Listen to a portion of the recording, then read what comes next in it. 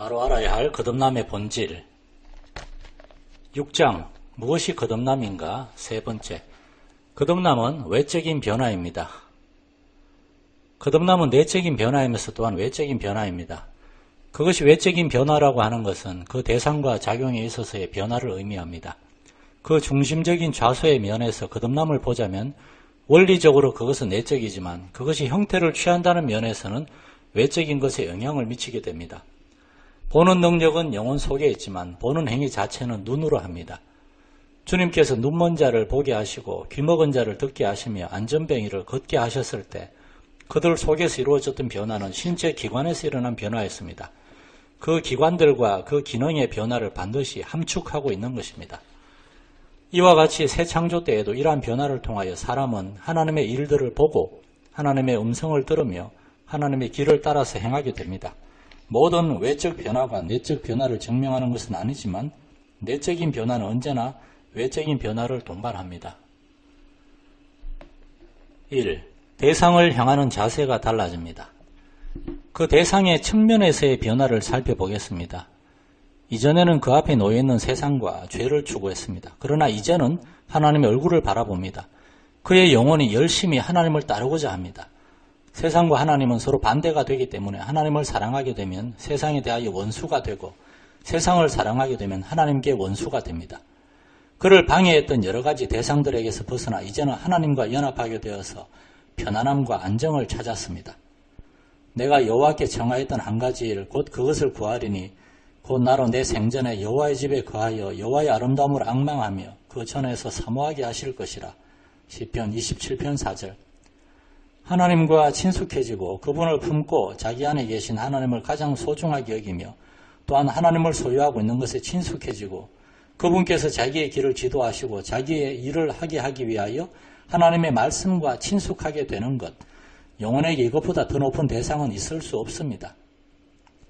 지성은 하나님의 일들을 깨닫는 데에, 의지는 그것들을 선택하는 데에, 정서는 그것들에 만족하는 데에 익숙해집니다.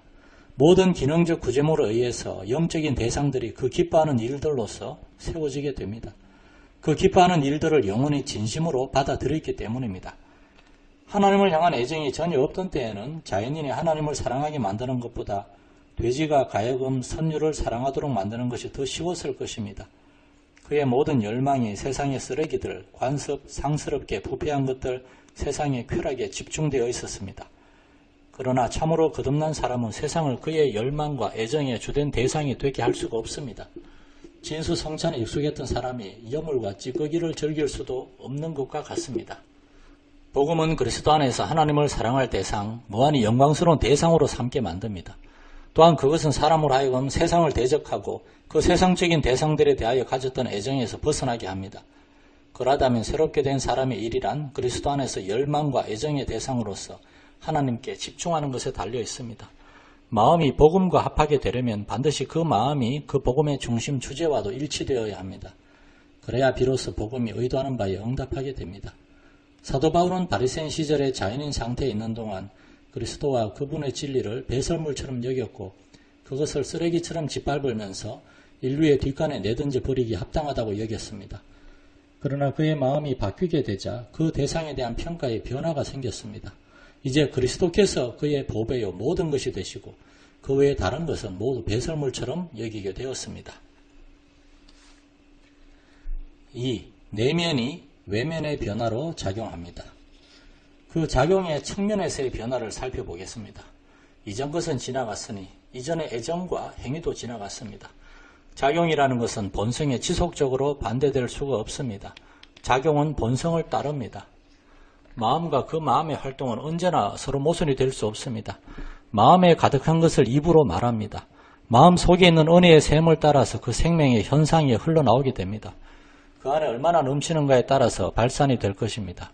그것은 내적인 불세례를 받은 것이기 때문에 그것을 받은 사람의 속에서부터 손발을 통해서 바깥으로 곧장 표현될 것입니다. 그 열매로 그 나무를 알지니 마태복음 7장 20절. 새로운 인식은 새로운 작용을 가지고 옵니다. 판단의 변화는 반드시 행동의 변화를 가져옵니다. 그리스도 예수를 주로 받았기 때문에 이제는 그 안에서 행하게 됩니다. 하나님께서 의도하셨던 새로운 창조의 목적이 바로 이것이었습니다. 우리는 그의 만드신 바라 그리스도 예수 안에서 선한 일을 위하여 지으심을 받은 자니 이 일은 하나님이 전에 예비하사 우리로 그 가운데서 행하게 하려 하심이니라. 에베소서 2장 10절. 만일 새로운 행동이 뒤따르지 않는다면 새로운 창조라고 할 수 없습니다.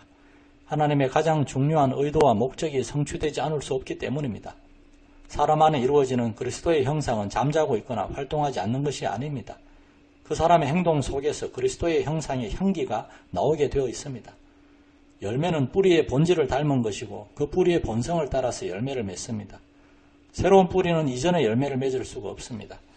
땡감 나무의 본성이 포도나무로 바뀌게 되었다면 그 나무는 땡감이 아닌 포도를 맺을 것입니다. 거룩이 그 본성에 유입되었다면 그 거룩이 또한 삶 속에서도 드러나게 될 것입니다.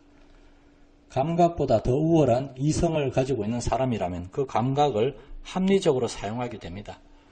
마찬가지로 이성보다 더 우월한 은혜를 받아서 새롭게 된 사람은 그 은혜에 따라서 이성을 사용하게 됩니다. 이성이 지휘봉을 잡고 있다면 그 작용은 합리적이 될 것입니다.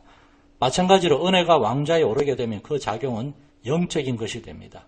성령에 의해서 활동하게 되어서 성령 안에서 살고 성령 안에서 행하게 된 사람이 그 영적 풍미가 없이 어떠한 일을 한다는 것은 있을 수 없는 일입니다. 그렇게 될 수가 없습니다. 모든 행동은 그 행동이 나오게 되는 원리와 같은 색깔을 띠기 마련입니다. 그리고 그 원리에 따라서 행동하게 됩니다. 이와 같이 감각적인 본성의 행동들이 은혜를 받은 이성에 의해서 새로운 규칙을 따라 정돈되어 새로운 목적을 향하게 됩니다. 이전에는 육신을 따라서 먹고 마셨지만 이제는 하나님을 따라서 그렇게 합니다.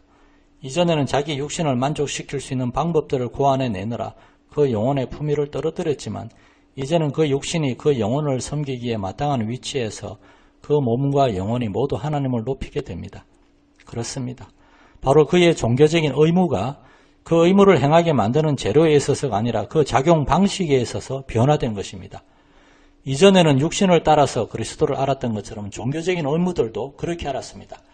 그러나 이제는 성령을 따라서 그것들을 알게 되었고 또한 행하게 되었습니다. 냉담함 대신에 열정이, 죽음 대신에 생명이, 위선 대신에 상한 마음이, 양심의 채찍 대신에 자유의 영이, 의무감 대신에 하나님의 사랑에 대한 확신이, 율법주의적 행위에 호소하는 대신에 약속에 근거한 감격의 호소가 있습니다. 한마디로 요약하자면 자연 대신에 은혜가, 육신 대신에 성령이 있는 것입니다. 바리새인처럼 자랑하던 사람이 이제 그리스도인으로서 탄원하는 자가 됩니다. 저가 기도하는 중이다. 사도행전 9장 11절. 이러한 변화는 내적일 뿐만 아니라 외적입니다. 엄격하게 도덕적이었던 사람이 은혜를 받게 되면 내적인 원리가 분명하게 변화되어 도덕적인 행동을 하게 됩니다. 이전에 엄격하던 그 행위를 새로운 마음으로 행하는 것입니다. 이전에 도덕적으로 느슨했던 사람이 은혜를 받게 되면 분명히 외적인 행동의 변화가 나타납니다. 이전의 생활과 본성을 버리게 되는 것입니다. 그러나 어떠한 내적인 변화가 없이 단지 외적으로만 바뀐 사람은 그렇게 바뀐 행동을 이전과 동일한 영으로 행하고 있을 뿐입니다. 사도 베드로는 여러 가지 은혜를 나열한 뒤에 이런 것이 없는 자는 그의 옛 죄를 깨끗하게 하심을 잊었느니라 라고 말합니다. 그들은 이전의 죄를 용서받은 적이 아예 없는 자들인 것입니다.